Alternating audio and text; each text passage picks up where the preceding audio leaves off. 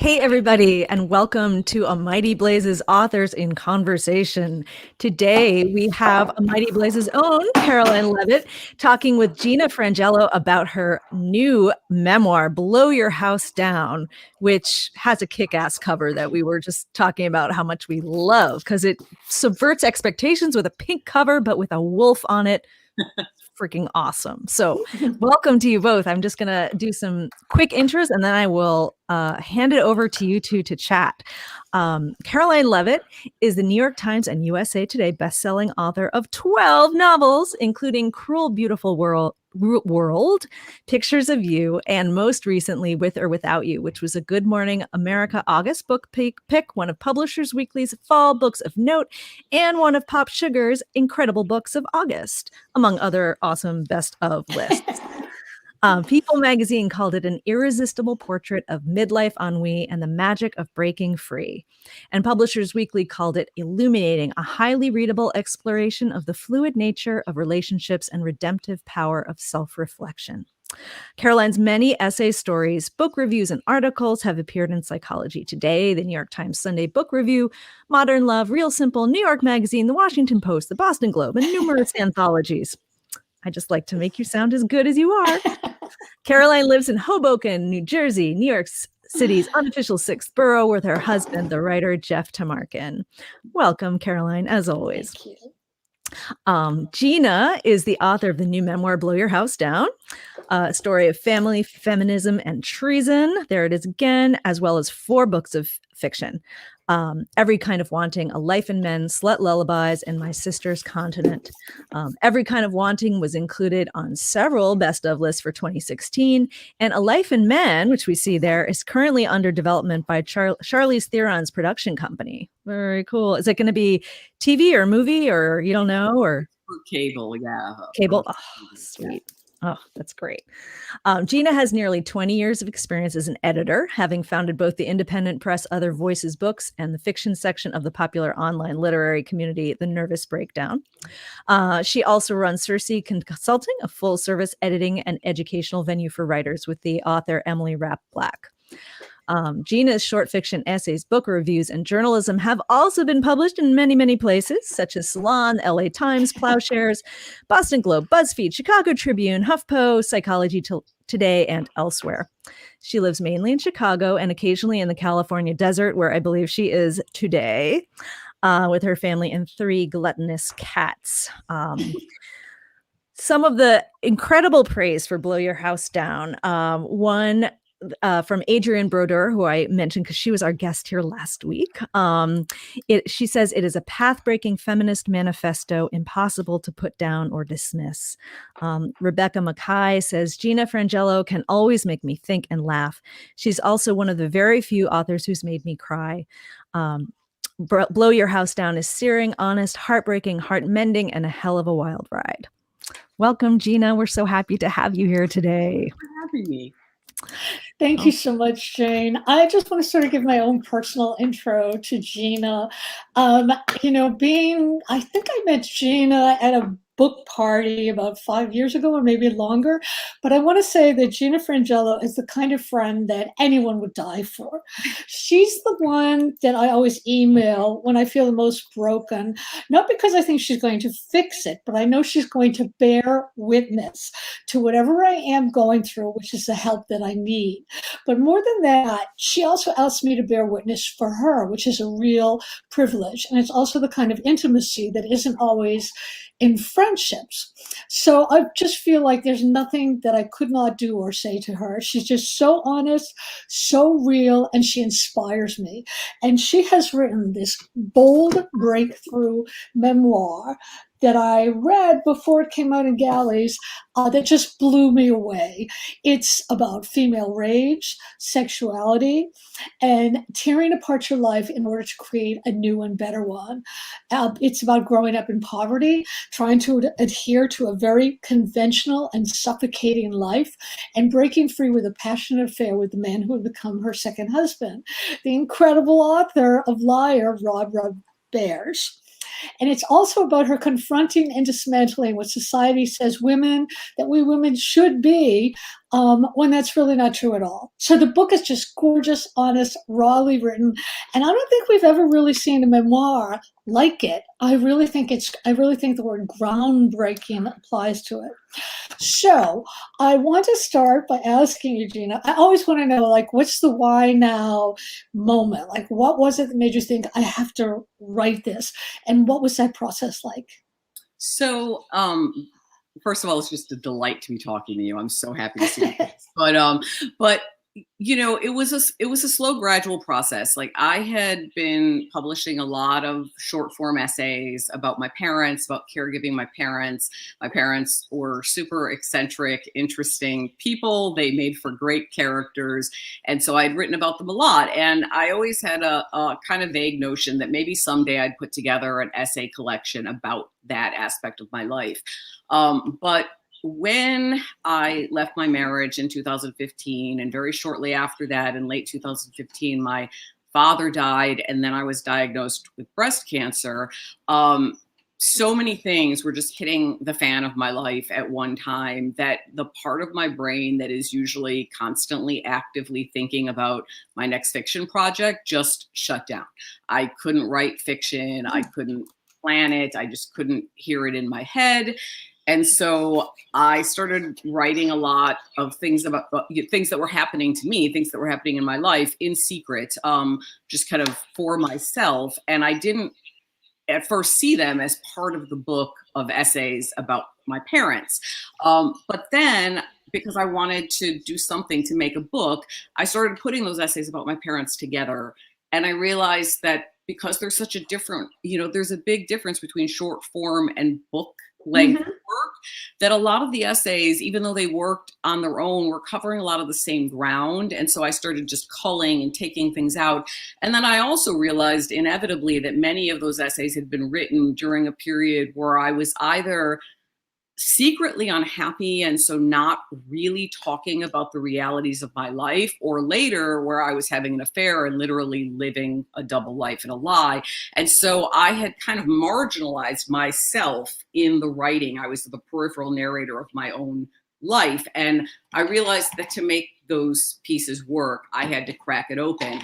And the more I started then including that material that had been omitted, the more it started to connect to the things I was writing in secret. And so finally I did do a reading at a reading series, and I showed the work to my writing group, and people were just like, that's part of the book. It's all part of the same story about the lives of middle-aged women, and kind of like that full catastrophe, full throttle living of everything happening at once and nothing stopping conveniently so you can deal with one crisis at a time.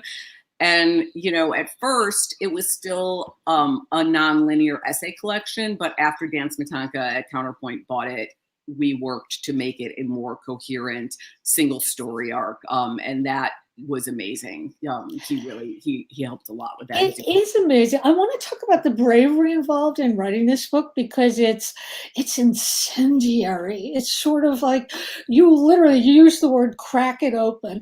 That's exactly what I thought of as you writing it, that you had to really dig deep and crack yourself open and put all the truth and the blood right on the page. Was that scary for you? Was there ever a moment where you felt like, oh my God, I can't do this, but I need to do this? Thankfully, I have been in the literary world for a long time, so I know that almost every person who writes a memoir is absolutely sick with terror for a long time leading up to the publication of their book. I have been no exception to that. It's very scary. I mean, it was scary to write, and then it was scary to bring it out to the world. When I was first writing it, like I said, some of it was being written in secret. It wasn't anything I really planned to publish. But as I went forward, I really had to realistically think about what I believe the purpose of literature to be. And one of those core things is, to make people feel less alone. And when I had been going through all the things in this book, I was not finding books that were speaking to my experience. Like, you could find a book on having breast cancer, or you could find a self-help book about divorce, but there weren't a lot of memoirs about just the collapse of a middle-aged life and its reforming. And also there weren't, I felt, a lot of memoirs that honestly were looking at the way, you know, making a mess of your life is not the exclusive terrain of people in their teens and 20s, that it happens to people after they've been married a long time, after they've had children and are a mother, you know, that we always keep changing and we always keep evolving. And I feel like that is an underrepresented truth, like the sexuality of middle-aged women's bodies, the health issues, the sandwich generation of caring for children and parents at the same time, what it's like to make catastrophic mistakes and have to rebuild, and then to also have your catastrophic mistakes turn out to be a doorway to a life that's more authentic, and the complexity of that. And so I really felt like someone out there needs this book as much as I did when I was living this, and so I have to publish it. That's totally amazing. Before I ask another question, I want to tell everybody out there, please ask Gina questions, and we'll be passing those questions on to her in a while when we're done with these questions. And also, please, you can buy Gina's book, Blow Your House Down, at bookshop.org or your favorite indie bookstore, please. Okay, so I want to talk about the cover and about some of the words on the cover, because as Jane mentioned, everything in this book sort of flips everything we believe about ourselves upside down.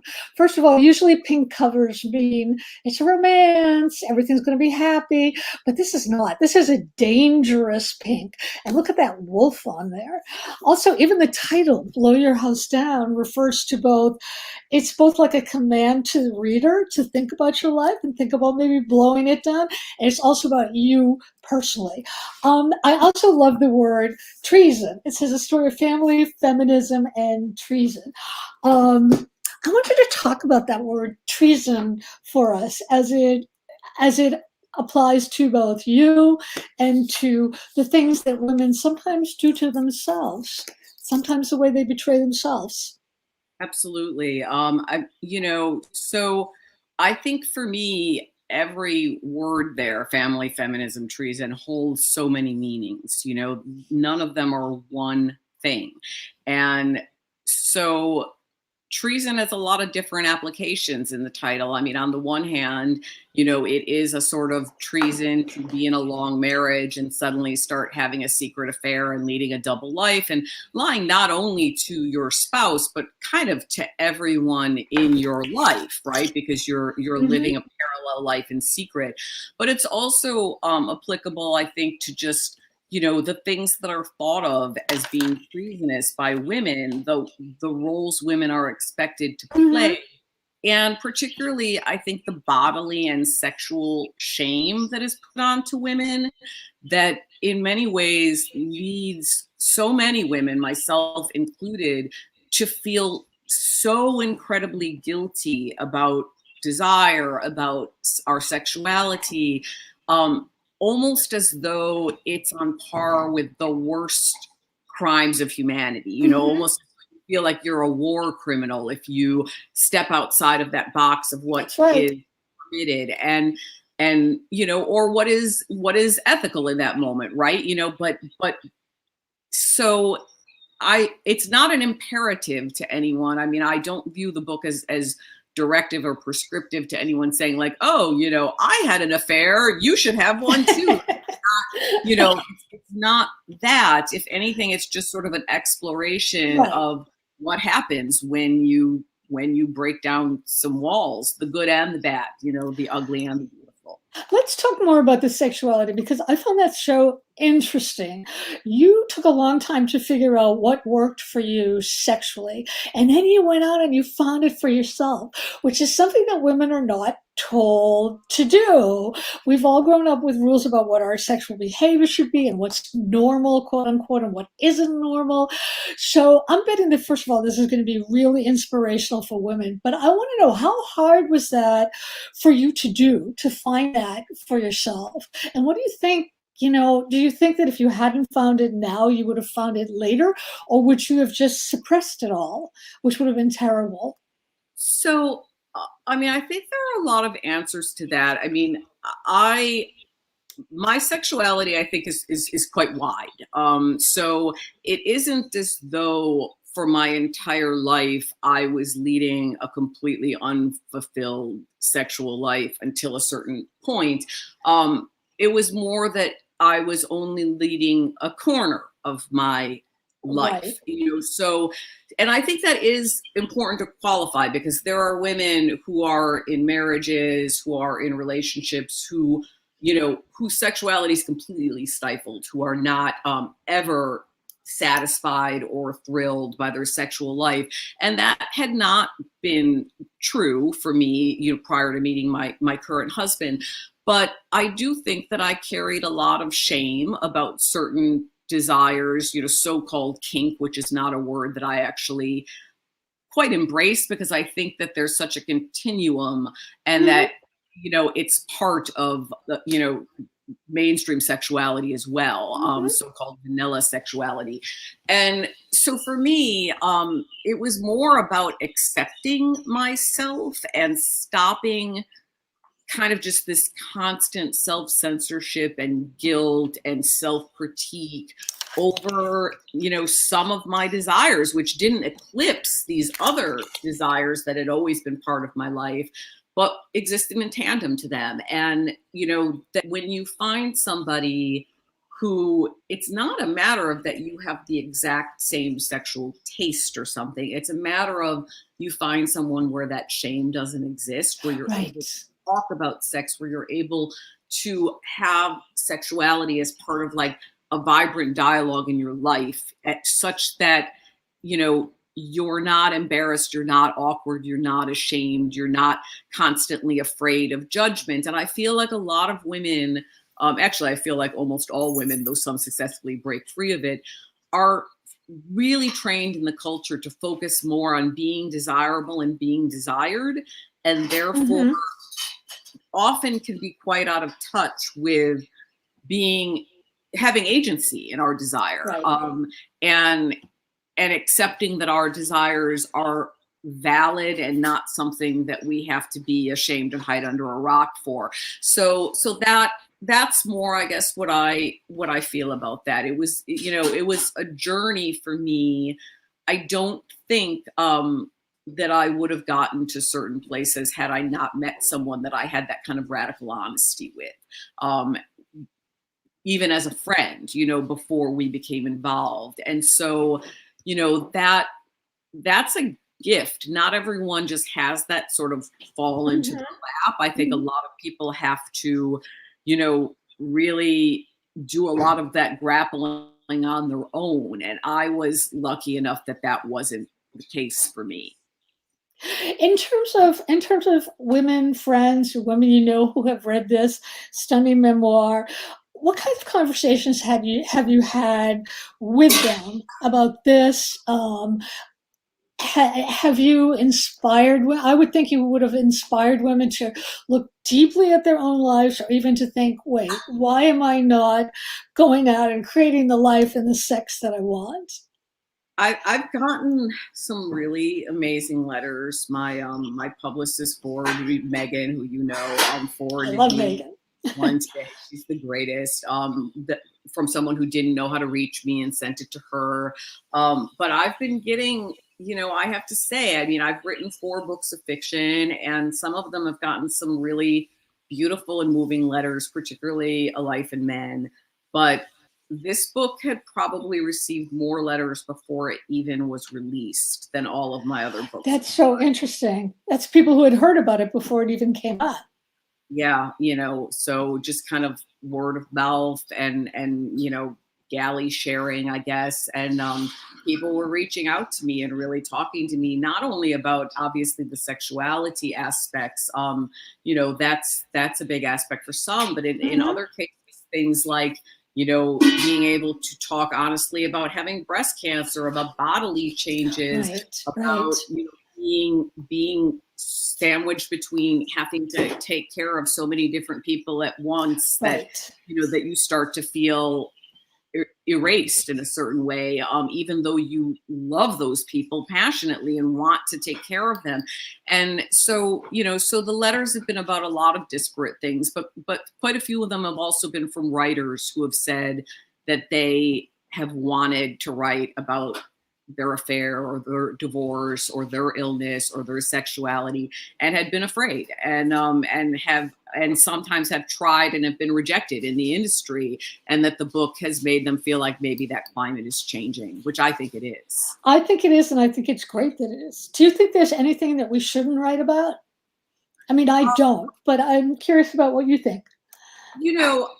I don't think that there's anything we shouldn't write about. I think it really depends on the individual person. I mean, for example, I have my kids as characters in the book, but they have different names, and there is very little about their actual lives, only about how my life affected their life.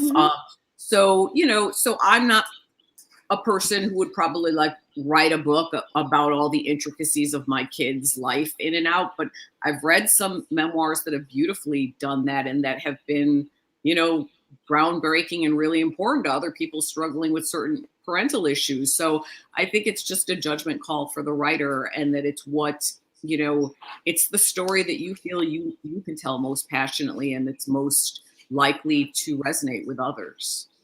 Has the conversations that you've been having differ when you're talking with women and with men about the book? So my editor is a man. And so Dan is your editor. That's been fantastic. I really love that. He was my editor for my last book as well.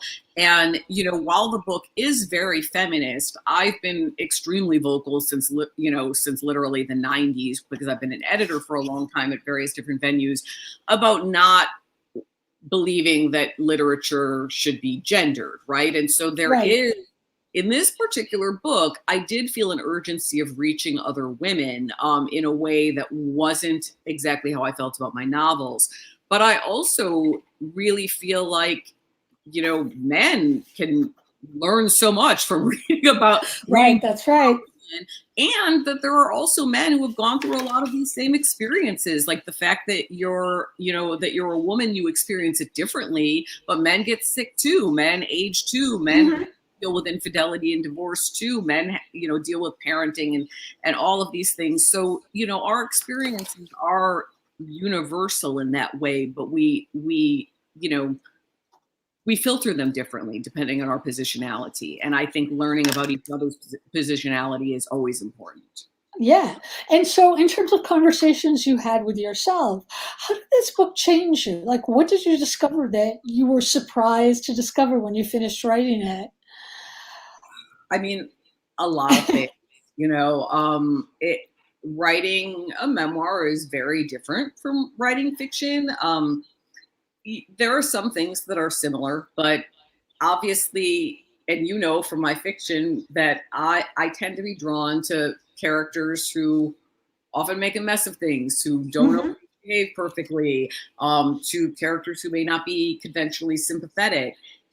But I had been leading a life where I was trying very hard to be conventionally sympathetic, if that makes sense. And so to then realize that at a certain point, I could no longer portray myself that way, like that I was no longer, the good girl, the nice Italian daughter, the good wife, all of these things that I had been, I think without even being fully cognizant of it, that I had very carefully constructed this identity to myself, not like just for the benefit of others, but to myself, while being drawn in my fiction to women who are very different than I was. And so I think what I discovered is that maybe they weren't so different, and that I had been, there had been a part of me that was only coming out in my fiction. But I also learned a lot about my fiction, which was that I had bought into certain myths of like the self-destructive woman, the woman who is doomed as a result of her transgressions, her struggles, her demons, and that I hadn't allowed my characters many many alternative endings other than kind of, the Thelma and Louise driving off the cliff, Right. that Right. I had subconsciously in some ways been punishing my women characters for being what I guess I was afraid to be. And, so there I was on the page, and I had to deal with that, that now I was that potentially unsympathetic character. And, the plot was written. It was already there. You have to follow it. The character has to do it. So, but it wasn't unsympathetic at all. In fact, what was so, just amazing was, I want to use the word unapologetic, because women are taught to apologize from early on. Whatever you do, you're sorry for it. And if you dare step outside the lines, you have to apologize for it. There's always a cost. So I want to ask you, like, do you feel like there was a cost to you for writing this? And if there was, are the rewards from writing it so much greater? There was certainly a cost for living it. Right. I made certain decisions that had pretty radical consequences in my life.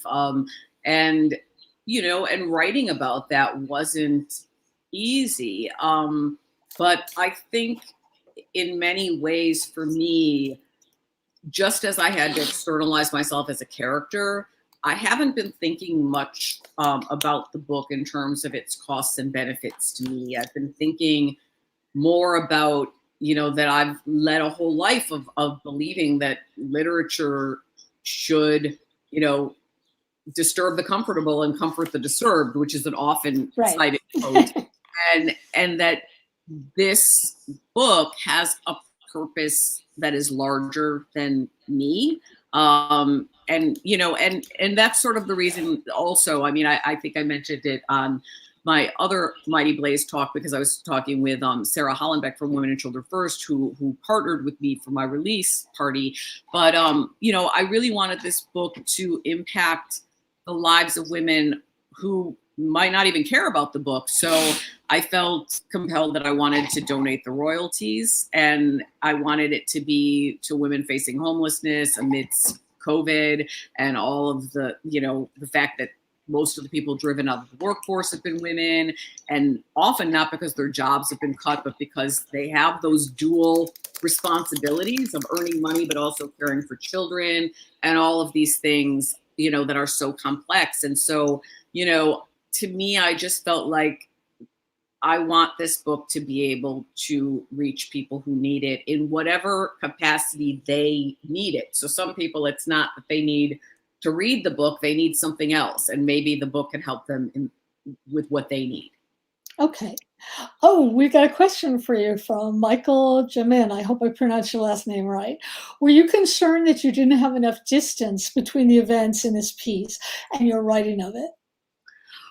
So I definitely believe that books change depending on our time and distance, for sure. I mean, there's no question about that. Elizabeth Crane, Betsy Crane, has a forthcoming memoir called "This Story Will Change" about her divorce. And, she wrote it in much more actually the quick aftermath of her divorce than I did. But one of the things she engages with is how stories change over time as we assign meaning to things in hindsight. Right. And I believe that too. My very dear friend and business partner, Emily Rapp Black, wrote a memoir about her son having Tay-Sachs while she was going through it. And that is a different book than it would have been if she wrote it 10 years later. So what I think is that we acknowledge that, that the story changes, that things are not only one thing and that they're not only our perception at that time. But I don't know that I believe in the concept of enough narrative distance, because I think that implies that at some point we'll be completely objective and all-knowing. And no, never. Like, I don't think that ever is true. I think that we are always, in a sense, like, we're always so subjective, and we're always, there are aspects of everyone in fiction and nonfiction in which you are yourself, an unreliable narrator because you only know what you feel. And so I think that, sometimes you just have to lean into that and accept that, because if you sit around and wait for the clouds to part and for you to suddenly feel more objective clarity, that may never happen. Plus, we like the mess. We want to see the emotional turmoil of somebody else because that's where it's realist, and that's where we can connect to it and think, "Oh my God, I've felt like that too," or "Look how brave that woman is. I've been pretending that everything's fine with a big smile on my face, and inside I'm breaking apart." That's a tremendous gift to people. Thank you. Do you have another question, Jane? Otherwise, I can ask another We one. don't have any questions at the moment. Anyone out there has a question, please put it in the comments. We've got a little more time. But yes, if you have a question, go for it, Caroline. I have another question for you, which is about the hatred of women throughout the centuries and the fear of women throughout the centuries when we dare to change. There are always certain rules of how women are supposed to behave and men always get a pass. And it's astonishing to me that in 2021, this still goes on, where women are belittled. We still don't get as much money. What can women do to change this besides the obvious things like running for office to change the law, speaking out, writing books like yours, engaging in conversation? Is there anything else that we can do? It's just alarming that we're still thought of as second citizens. It's alarming, and to a certain extent, that question, I want to be like, well, do we have another 10 days to talk about this, because that is it's a big thing. But I think the biggest thing that women can do is essentially start, supporting other women and Right. not tearing other women down. And also trusting that women are actually as competent and as, have as rich of inner lives as men. Because, we see, for example, in the 2016 election, and then echoed even more disturbingly in our recent election, that the majority of white women don't support causes that benefit women in general. I think we have to look at things like the way that racism, the way that classism, the way that ableism, all these things conspire to fraction women. And that, in a sense, this is a technique that's been used politically by essentially kind of like right-wing movements in many countries over many centuries. I mean, it was used in the 60s in England. How do we turn the working class, the white working class, against immigrants and therefore get them to vote against their own self-interest? And I feel like that happens massively, not only politically, but on many levels in our culture.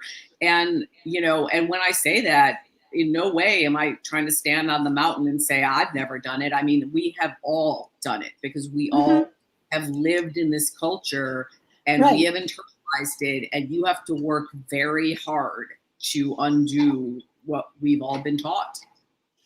Tell us about how you write. I mean, when you're writing, I'm sure writing fiction, as you've explained, is very different than nonfiction, but do you have a schedule? Do you sort of map things?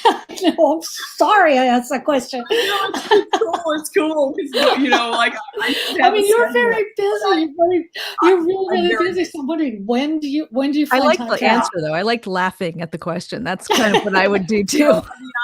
I teach adjunct, so I'm in the gig economy. I am currently finishing a PhD program that I returned to after 20 years, and teaching at like a couple different colleges. I run classes through Cersei. I do developmental editing through Cersei. Wow. I have 3 kids, and although they're not young anymore, they're a massive part of my life. I have a lot of friends. So all of these things, I don't always have time in my life to prioritize writing, because honestly, making a living and being a parent both come before that. And so, I find cracks. Like I write a lot over the summer. Sometimes I just have a flurry where I'm writing 11,000 words a day. And then after that week is over, I don't write for 9 months. And, for a long time, I really felt like when I would go those 9 months without writing something, I'd be like, I guess I'm not a writer anymore. I'm never going to write again. But I'm 52 years old right now. And I've written, 5 books that have been published, 2 books that, sat in a drawer and that haven't been published, a bunch of stories, a bunch of essays, a bunch of journalism. And I've accepted that I am just a writer by wiring, and it will come back. When I don't have time for it, it will bubble when it needs to bubble. I'm going to ask you about those 2 novels in the drawer, right? I don't know. Why didn't they work? Why didn't they work? Or maybe they would work if you returned to them. So one of them, which was its title at the time was London Calling, was actually accepted for publication twice. And the first time the press went out of business while I was just alleys. And in the second case, when I actually sold A Life in Men to Algonquin, they had a clause about 18 months before and after. So the publisher, the indie publisher that had been set to publish London Calling said, okay, I will honor this because I know this is like a bigger book deal for you. And I'll wait, no problem. I'll wait. We were friends. He had published my last book before that. But by the time that period ran out, that publishing company didn't. Oh no! My first 2 publishers went out of business, and it was it's you think, what? How can this happen? But it does. So would you ever go back to that book, to London Calling? So, I thought about that for a while, and the answer, ultimately, the short answer is no. The book, I loved the book at the time, but I wrote that book when I was about 29 years old, and so at this point it doesn't reflect my writing, right. my style. It would have been a great book to come out first or second, but it's right. not where I'm going now. And the other book was a very autobiographical coming of age novel that I ultimately I didn't publish that one for a whole bunch of complex reasons that had to do with changing agents and so forth. But I'm glad I didn't, because I feel like in many ways that story, that fictionalizing that story as extremely as I did, didn't actually serve the story, and that it was better kind of told in nonfiction. We have a question from Julie. I love the title of this book. When in the writing process did that come to you? It's a great title. So, I often have titles for things before I'm even writing them. So the blow your house down part, I thought maybe it was a title of an essay, because I did a lot of short form nonfiction. I had the title Blow Your House Down. I had a vague notion that someday in some hypothetical future, when I was no longer living a lie and was going to tell the truth about my life, that I was going to write something and it was going to be called Blow Your House Down. It turned out to be this book. The subtitle came later, after the book was accepted. We, and was going to be published. We worked on that together because it really is a hybrid of memoir and cultural criticism. And so I think, it felt important to both me and to Dan and the Counterpoint team that we have in some ways like an announcement of that people didn't think they were just reading, a personal memoir, and that they had to be interested in kind of like these other themes that would be in the book. So what's the next challenge that you feel you're facing, if you can say? Well, so actually it's really recently shifted. So I went back and got a PhD because I have been working in academia for something like 25 years, and maybe more than that, but I didn't have a terminal degree. I had an MA, and you have to have an MFA or a PhD. So I was not eligible to apply for more serious, like full-time tenure track jobs. I went back to the program with the intention that was what I was going to do when I got out. But then COVID hit, and Emily and I started a business. And that's amazing. Now my next challenge really is more as an entrepreneur. I'm really focused on Circe and on Emily's and my work, which has been, mind-blowingly wonderful so far. Well, I know we probably have some aspiring and very much acting writers out there, so then maybe they'll check out Circe. And I hope everyone will check out Blow Your House Down. Get it on bookshop.org or at, what was the bookstore that you were with, Women and Children First, right? So that's yes, another great shop to check out. Buy A Life in Men, buy them all. We're so glad to have had you here today, Gina, to talk about your book. It's just fantastic. It sounds amazing. And thank you, Caroline, as always, for being the interviewer extraordinaire. And thanks to everyone out there watching. So best of luck with whatever is next for you, Gina. Thank you. Thank you, everyone. And mwah, Caroline. Mwah to you both. All right. Oh, so gosh, this is great. Thank you so much, Jane, and thank you so much, Gina. It's so fascinating to talk to you about all of this. It's just, wow. And what you're all doing for writers during the pandemic is just amazing. Thank you. Thanks. Thank you. Like behalf of the whole community, it's so invaluable. It's amazing to have a community, after being an outsider for so long, to feel, oh my God, there's all these people, and they're nice, and they're not going to yell at me. It's it's a wonderful place. It really is. Yeah, indeed. It's a wonderful new thing. It's a wonderful new thing. Yeah, we're going to keep doing it. So, all right, thanks everyone. Thank you so much, Jane. Gina. All right. Anything you